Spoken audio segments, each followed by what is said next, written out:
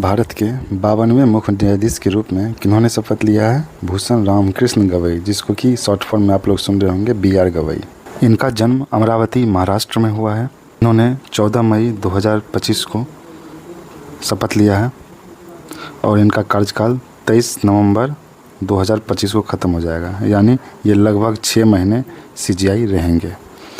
ये पहले बौद्ध CGI हैं और सेकंड दलित CGI हैं। पहले दलित CGI कौन थे? KG बालकृष्णन। और इनके पहले कौन से थे जो 51 में CGI थे? वो कौन थे? संजीव खन्ना। और पहले न्यायाधीश कौन थे?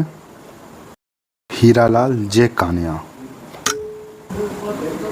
इनको HJ कानिया भी बोलते हैं। BV नागरत्ना, ये 2027 में भारत की पहली महिला मुख्य न्यायाधीश CGI बनेगी। CGI बनने के लिए जो योग्यता चाहिए, वो सुप्रीम कोर्ट के न्यायाधीश बनने के लिए जो योग्यता चाहिए वही होती है। तो उसमें 3 योग्यता मुख्य रूप से होती है।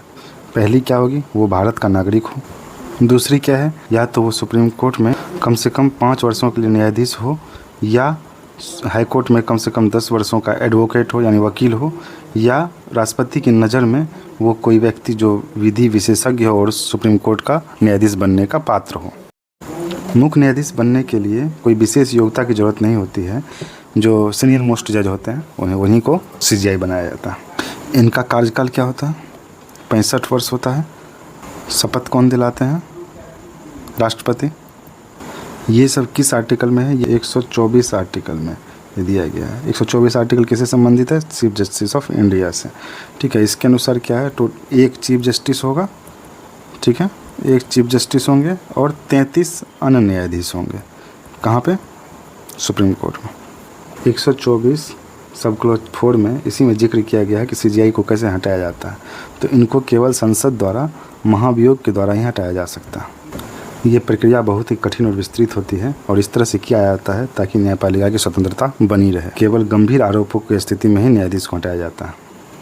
संसद के किसी भी सदन में महाभियोग प्रस्ताव लाया जा सकता है। CGI का कार्य क्या क्या होता है? सुप्रीम कोर्ट के पीठों का गठन करना और मामला को उपयुक्त पीठ में किस पीठ को सौंपना है कोई मामला, उसको देखना, और जो भी न्यायिक नियुक्तियाँ होती है उसको राष्ट्रपति के लिए परामर्श देना राष्ट्रपति को, और संवैधानिक पीठों का गठन करना। तो चलिए मिलते हैं नेक्स्ट वीडियो।